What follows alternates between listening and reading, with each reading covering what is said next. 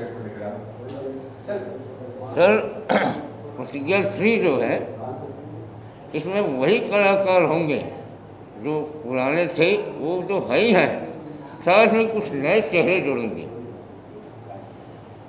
जैसे दिनेश लाल यादव हैं, खेसारी लाल यादव हैं, पवन सिंह हैं, ये जुड़ेंगे। साथ में नए स्टार कुछ हैं वो इसके साथ जुड़ेंगे। एक मेगा बजट ह्यूज प्रोजेक्ट है। स्टोरी लाइन की बात करें तो कितना अंतर रहेगा, जो पहली प्रतिज्ञा ये अंदर कितना नजर आएगा दर्शकों को? सर ये रियलिस्टिक है।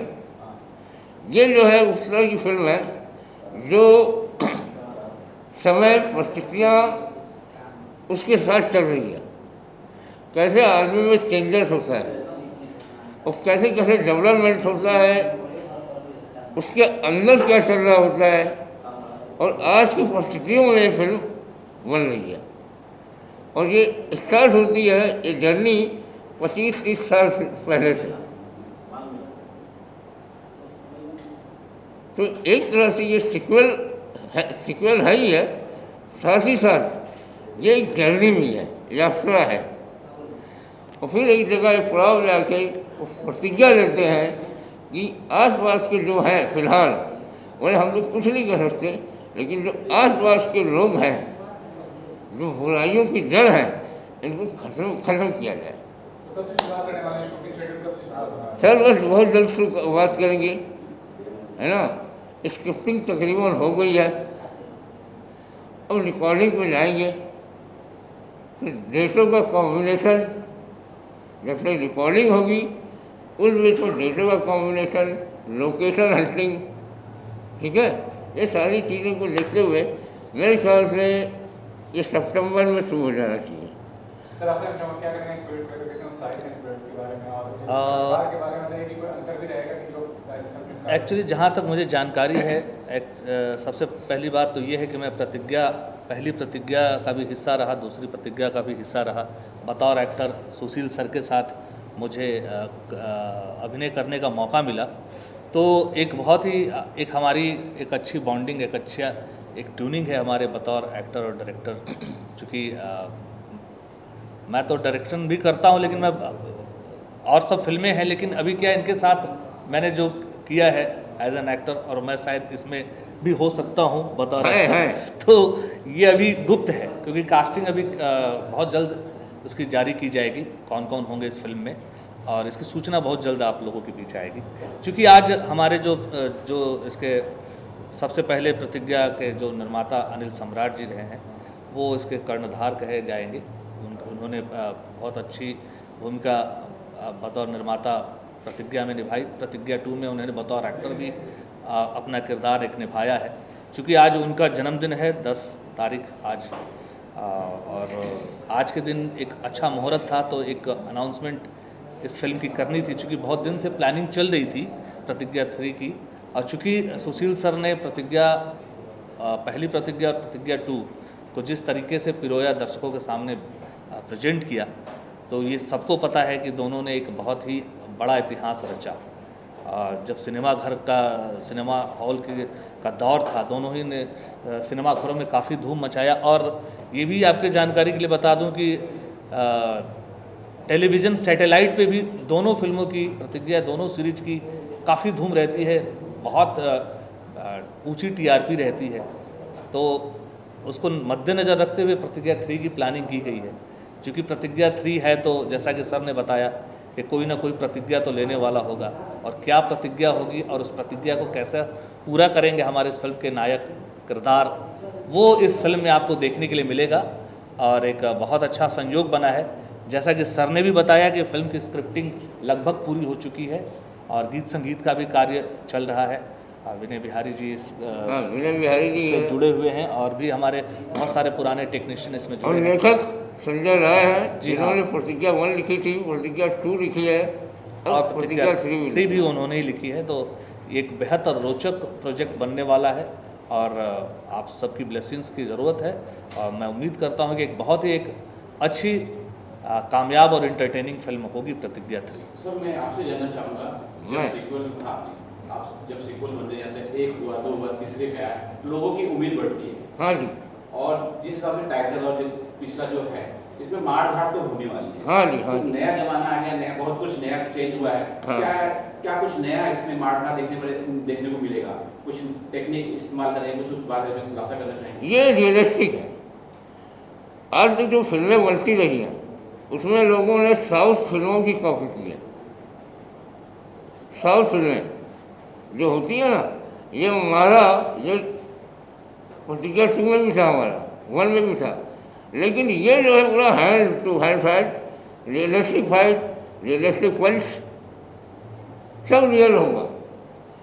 ये फिल्म अलग ट्रीटमेंट होगी।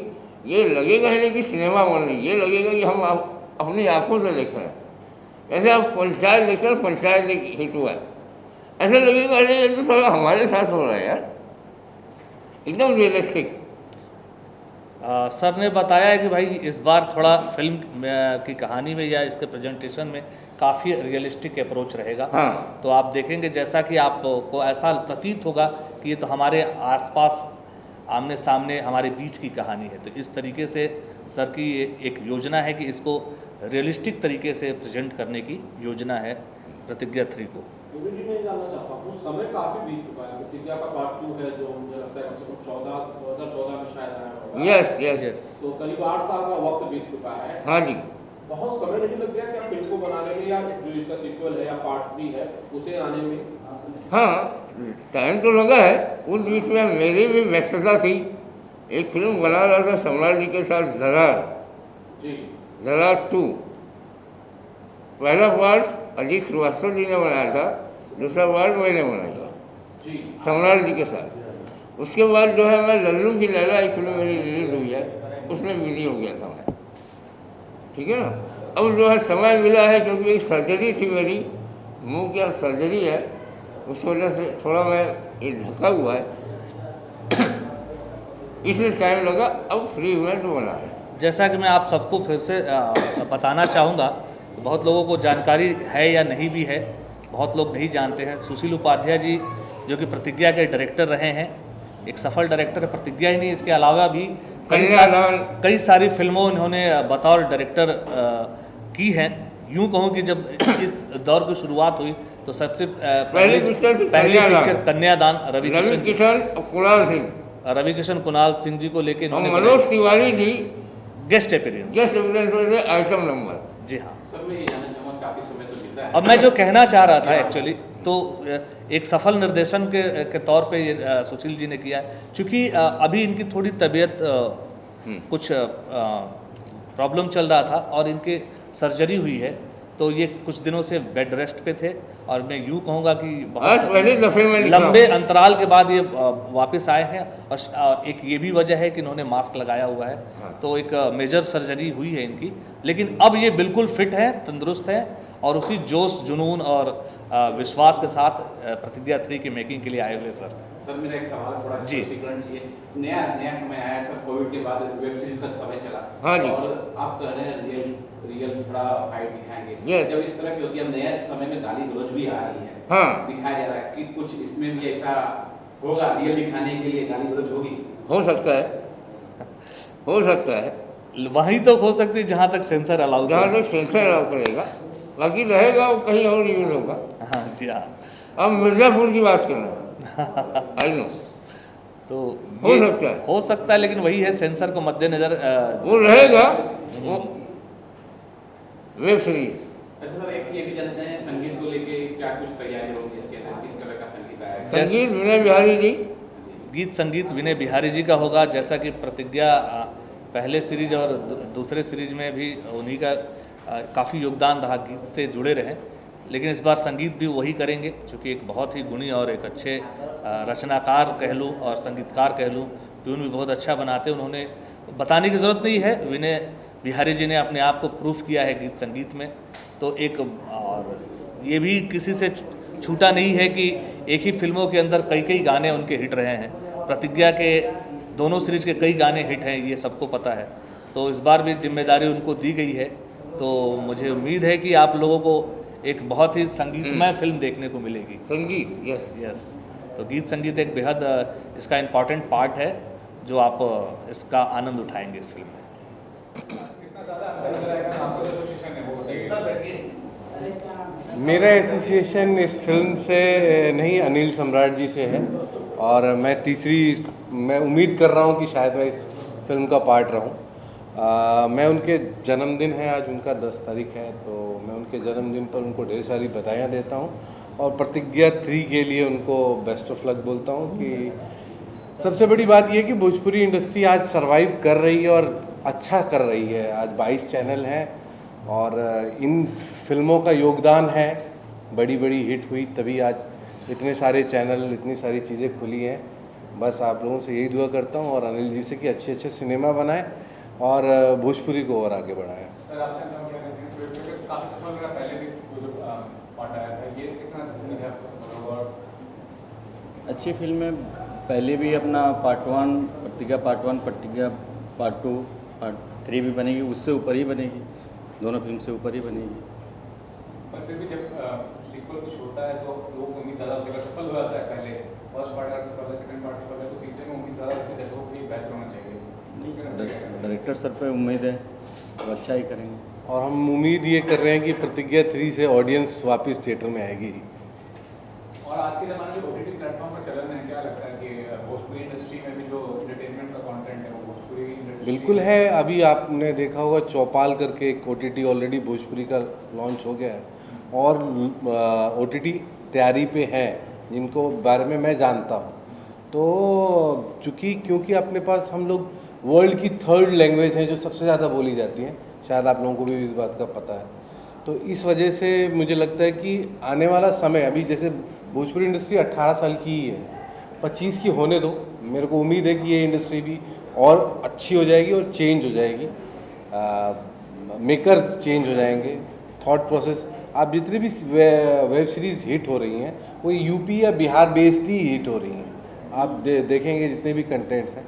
तो कुछ समय बाद मुझे लगता है कि हमारे यहाँ भी अच्छे मेकर आएंगे जो कि ये सोचेंगे कि भाई जब हिंदी में बना रहे हैं तो उसको थोड़ा सा प्योर भाषा में क्यों नहीं बनाए।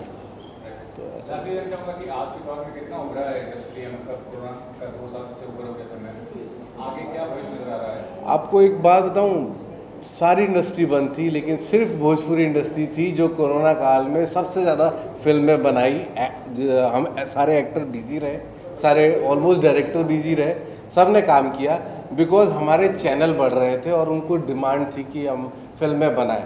तो इस बीच जो सिनेमा बना वो मैक्सिमम चैनल के लिए बना, क्योंकि थिएटर में तो कोई जाता नहीं था। बट ठीक है, एटलीस्ट हम लोग सबसे ज़्यादा रहे, सबसे ज़्यादा दिखे, सबसे ज़्यादा हमारी फिल्में बनी कोरोना काल में। और अब उम्मीद है कि थोड़ा सा ऑडियंस रिटर्न हो और चाहते हैं हम लोग कि हमारी भोजपुरी ऑडियंस जो है वो थिएटर तक आए, क्योंकि बिना थिएटर के सिनेमा का अस्तित्व नहीं, सिनेमा बनाने का कोई अस्तित्व नहीं।